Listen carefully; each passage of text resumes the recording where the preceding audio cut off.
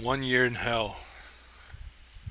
I am from Bosnia. Between 1992 and 1995, it was hell.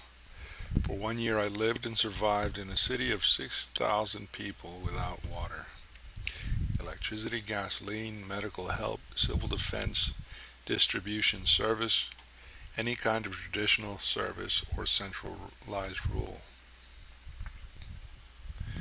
Our city was blockaded by the army for 1 year. Life in the city turned into total crap. We had no army, no police. We only had armed groups. Those armed protected their homes and families. When it all started, some of us were better prepared, but most of the neighbors' families had not. But most of the neighbors' families had enough food only for a few days. Some had pistols, and a few had AK-47s or shotguns. After a month or two, gangs started operating, destroying everything. Hospitals, for example, turned into slaughterhouses. There was no more police. About 80% of the hospital staff was gone. I got lucky. My family at the time was fairly large, 15 people in a large house, 6 pistols, 3 AKs. We survived, most of us at least. The Americans dropped MREs every 10 days to help blockaded cities. This was never enough. Some very few had gardens. It took 3 months for the first rumors to spread of men dying from hunger and cold. We removed all doors, the window frames from abandoned houses, ripped up the floors, and burned the furniture for heat. Many died from diseases, especially from the water, two from my own family. We drank mostly rainwater, ate pigeons and rats. Money soon became worthless. We returned to an exchange. For a tin can of Tushonka, think Soviet spam, you could have a woman. It is hard to speak of it, but it is true. Most of the women who sold themselves were desperate mothers. Arms, ammunition, candles, lighters, antibiotics, gasoline, batteries, and food. We fought for these things like animals. In these situations, it all changes. Men become monsters. It was disgusting. Strength was in numbers. A man living alone, getting killed and robbed, would be just a matter of time, even if he was armed. Today, me and my family are well prepared. I am well armed. I have experience. It does not matter what will happen, an earthquake, a war, a tsunami, aliens, terrorists, economic collapse, uprising. The important part is that something will happen. Here's my experience. You can't make it on your own. Don't stay apart from your family. Prepare together. Choose reliable friends. How to move safely in a city. The city was divided into communities along streets. Our street, 15 to 20 homes, had patrols, 5 armed men every week, to watch for gangs and for our enemies. All the exchanges occurred in the street, about 5 kilometers away from an entire street for trading. Was an entire street for trading, all well organized, but going there was too dangerous because of the snipers. You could also get robbed by bandits. I only went there twice when I needed something really rare. List of medicine, mainly antibiotics, of the French original of the text.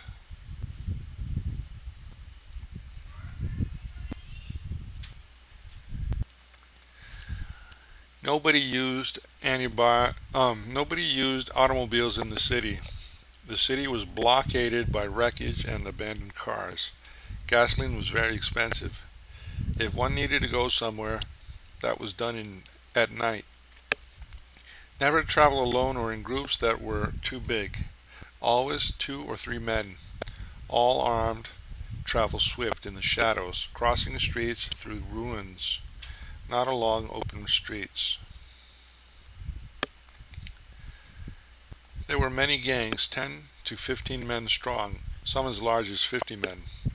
But there were also many normal men like you and me, fathers, grandfathers, who killed and robbed. There was no good or bad man. Most were in the middle and ready for the worst. Number 2. What about wood? Your home city is surrounded by woods. Why did you burn doors and furniture? There was not many woods around the city. It was very beautiful. Restaurants, cinemas, schools, and even an airport. Every tree in the city and in the city park was cut down to fuel in the first 2 months. Without electricity for cooking and heat, we burned anything that burned. Furniture, doors, flooring. That wood burns swiftly. We had no suburbs or suburban farms. The enemy was in the suburbs. We were surrounded. Even in the city, you never knew who was the enemy at any given point. 3. What knowledge was useful to you in that period? To imagine the situation a bit better, you should know it was practically a return to the Stone Age. For example, I had a container of cooking gas, but I did not use it for heat. That would be too expensive. I attached a nozzle to it I made myself and used to fill lighters. Lighters were precious. If a man bought an empty lighter, I would fill it. If a man brought an empty lighter, I would fill it, and he would give me a tin of food or a candle. I was a paramedic. In these conditions, my knowledge was my wealth. Be curious and skilled. In these conditions, the ability to fix things is more valuable than gold. Items and supplies were inevitably run out, but your skills will keep you fed. I wish to say this: learn to fix things, shoes or people. My neighbor, for example, knew how to make kerosene for lamps. He never went hungry. If you had 3 months to prepare now, what would you do? 3 months? Run away from the country. Joking. Today I know everything can collapse really fast. I have a stockpile of food, hygiene items, batteries, enough to last me for 6 months. I live in a very secure flat and own a home with a shelter in a village 5 kilometers away.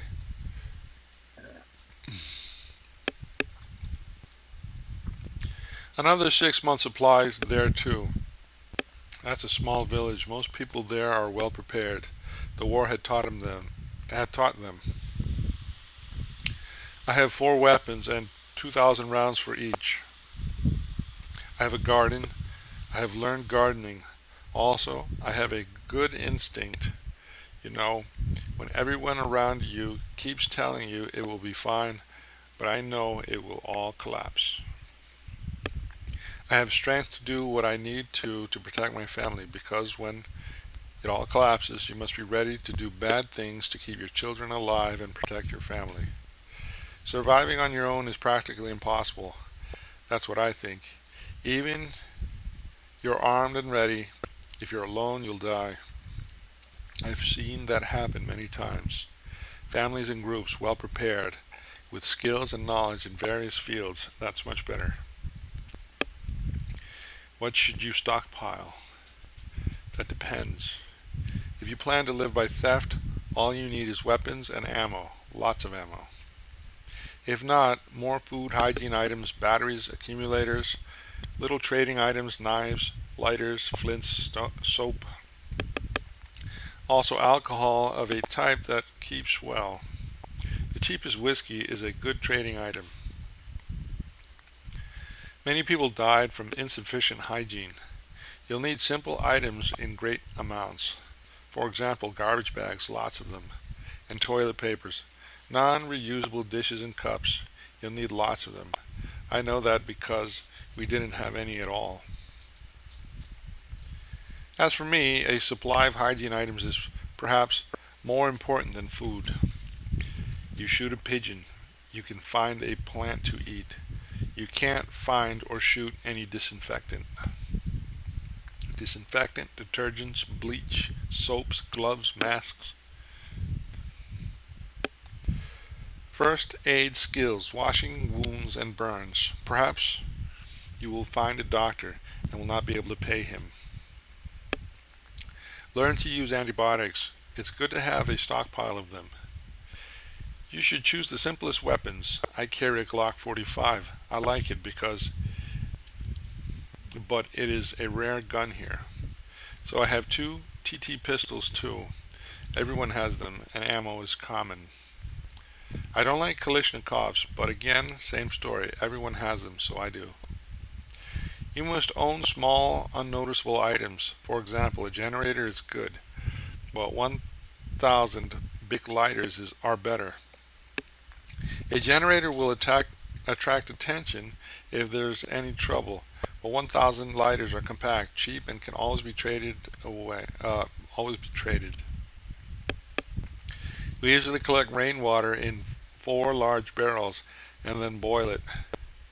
There was a small river, but the river in it became very dirty very fast.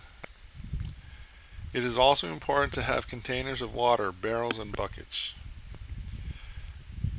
Were gold and silver useful? Yes, I personally traded all the gold in the house for ammunition. Sometimes we got our hands on money, dollars and Deutschmarks.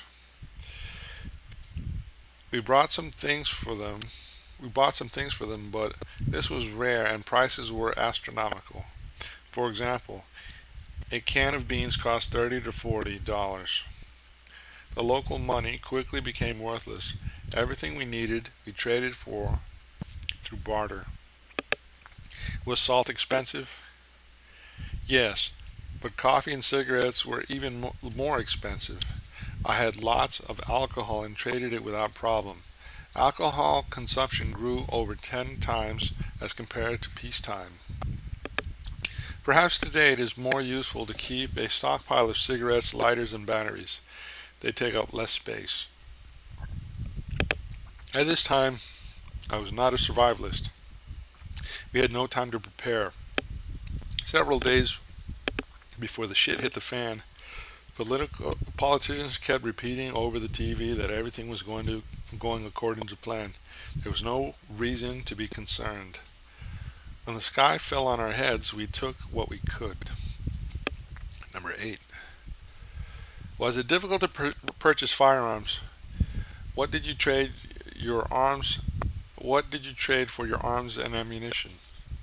After the war, we had guns in every house. The police confiscated lots of guns at the beginning of the war, but most of them we hid. Now I have one legal gun that I have a license for. Under the law, that's called a temporary collection. If there is unrest, the government will seize all the registered guns. Never forget that. You know, there are many people who have one legal gun, but also illegal guns if one gets seized. If you have good trade goods, you might be able to get a gun in a tough situation.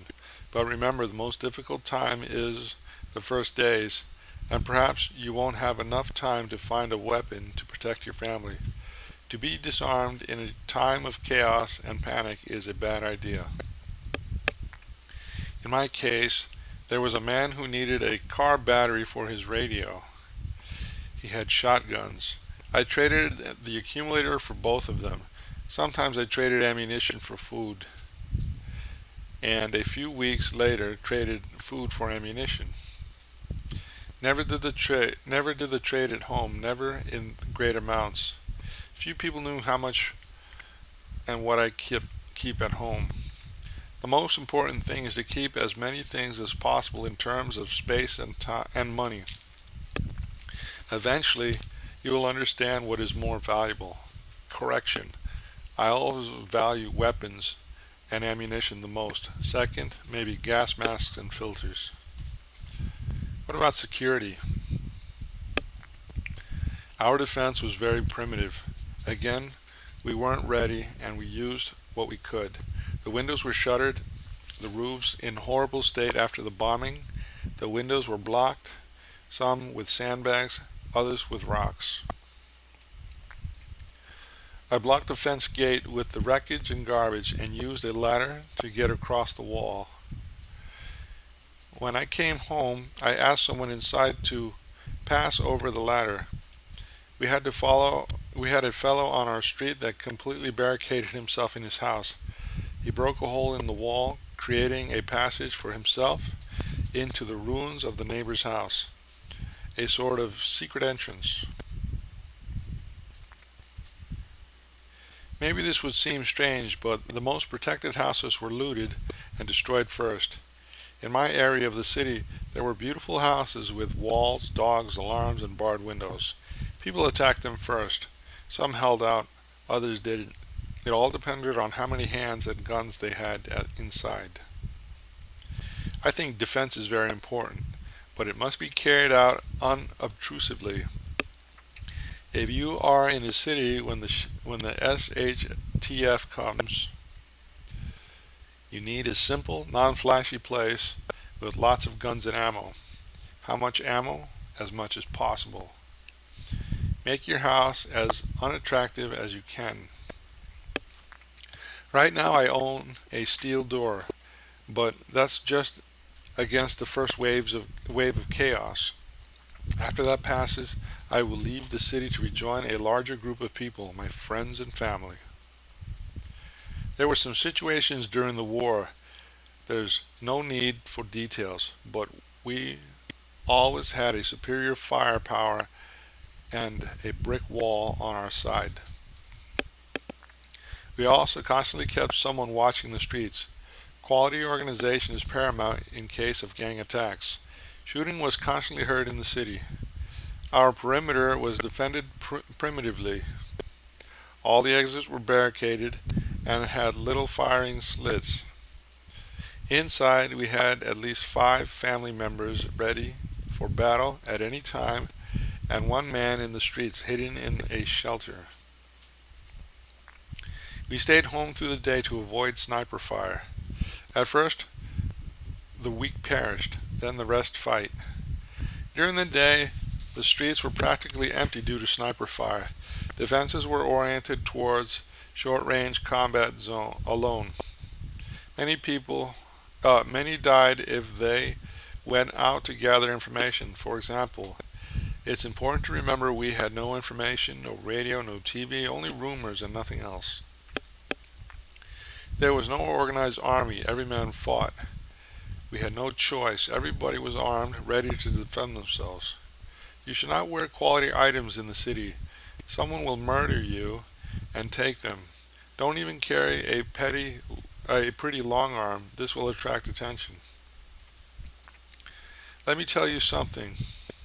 If SHTF starts tomorrow, I'll be humble. I look like everyone else, desperate, fearful. Maybe I'll even shout and cry a little bit. Pretty clothes is excluded altogether. I will not go out in my new tactical outfit to shout, "I have come. You're doomed, bad guys." No, I'll stay aside, well armed, well prepared, waiting and evaluating my possibilities with my best friend or brother. Super defenses, super guns are meaningless. If people think they should steal your things, that you're profitable, they will. It's only a question of time and the amount of guns and hands. How was the situation with toilets? We used shovels and a patch of earth near the house. Does it seem dirty? It was. We washed with rainwater or in the river, but most of the time the latter was too dangerous. We had no toilet paper, and if we had any, I would have traded it away. It was dirty business. Let me give you a piece of advice. You need guns and ammo first, and second, everything else. Literally everything. All depends on the space and the money you have. If you forget something, there will always be someone to trade with for it. But if you forget weapons and ammo, there will be no access for trading for you. I don't think big families are extra mouths. Big families mean more guns and strength, and from there everyone prepares on his own. Excuse me. 11. How did people treat the sick and injured? Most injuries were from gunfire. Without a specialist and without equipment, if an injured man found a doctor somewhere, he had about a 30% chance of survival.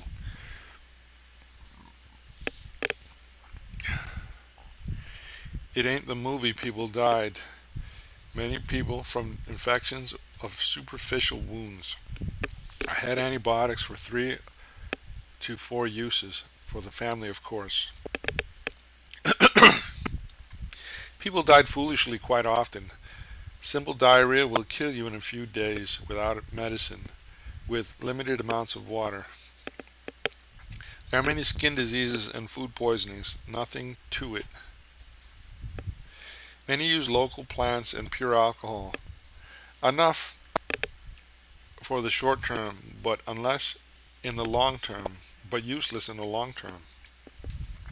Hygiene is very important, as well as having as much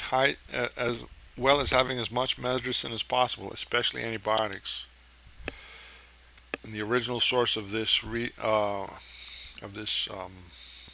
writing is at http://personalliberty.com/2013/05/06 1 year in hell.